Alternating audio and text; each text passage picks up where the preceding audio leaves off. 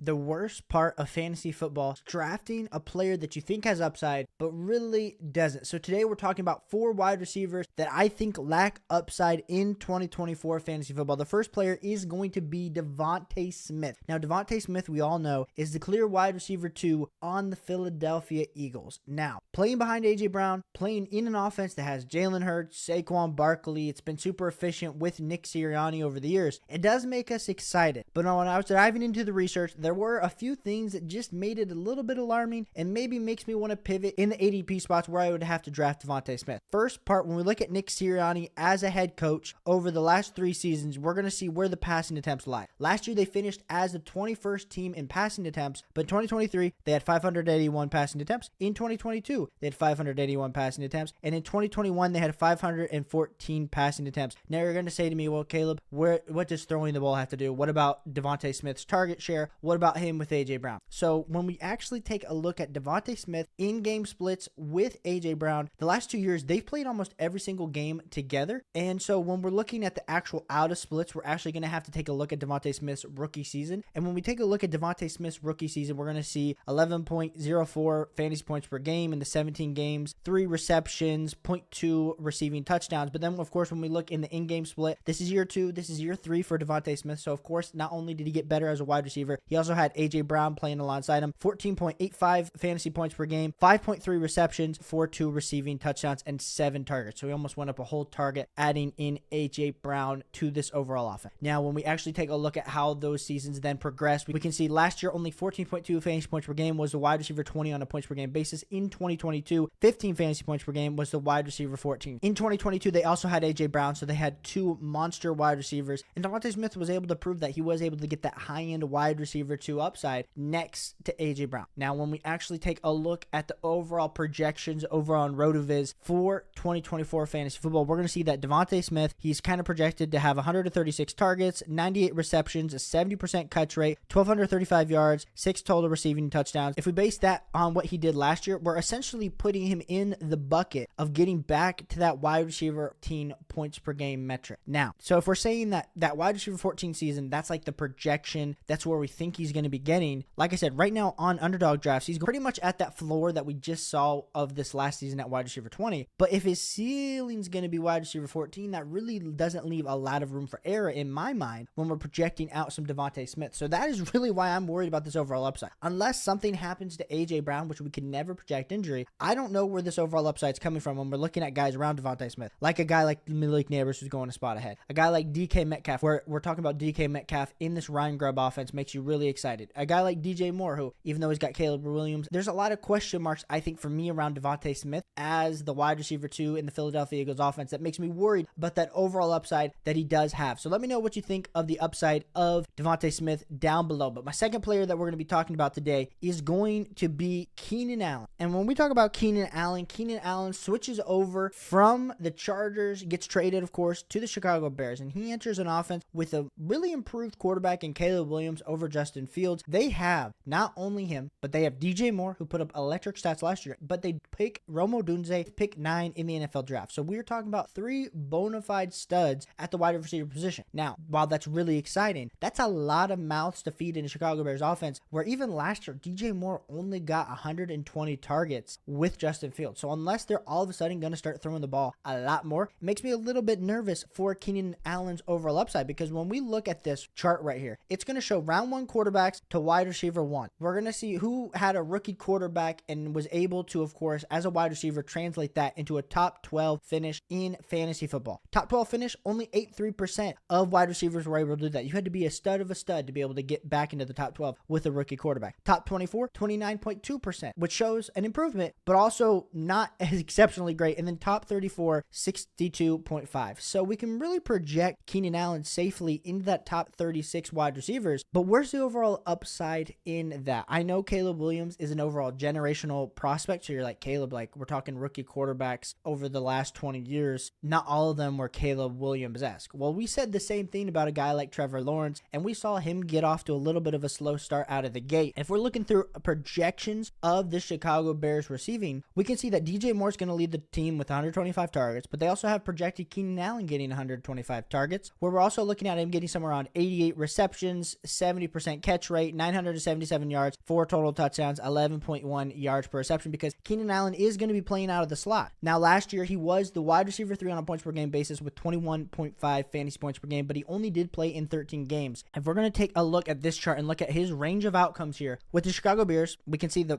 PPR high, 23.1. That's what we just saw last season from him. His PPR mid, somewhere around 16.4 fantasy points per game, and his PPR low is 12.4 fantasy points per game. Now, with all these projections, like 9 targets a game, 6 receptions, 76 yards, 92 air yards, and now these are all projections that we can have heading into 2024 on Keenan Allen. But like we just said, when we saw all the other target share that he has to compete with, it makes me a little bit nervous for Keenan Allen into 2024 fantasy football, especially when you're having to select him as a wide receiver 33 on Underdog. We're looking at him around guys like Hollywood Brown, Terry McLaurin, Jaden Reed, Calvin Ridley, and I understand all those guys have their own question mark, but really, where's the upside for Keenan Allen in this offense? I think even seeing the projections of 125 targets, like that to me is the ceiling of what Keenan Allen can do, unless something, of course, happens injury-wise between a guy like a Rome Odunze or a guy like a DJ Moore. But like we said, we can't project injuries, but we've seen Keenan Allen be injured pretty consistently, so I'm pretty worried about the overall upside of Keenan Allen. I know I've been doubting Keenan Allen the last 2 seasons in redraft, and he's definitely proven me wrong on a points per game basis, but entering into this new system, it makes me a little bit more concerned about Keenan Allen overall. My third wide receiver that I think is risky with no upside is going to be DeAndre Hopkins. Now, DeAndre Hopkins has been a staple in the fantasy football community over the last few seasons, and I hear you.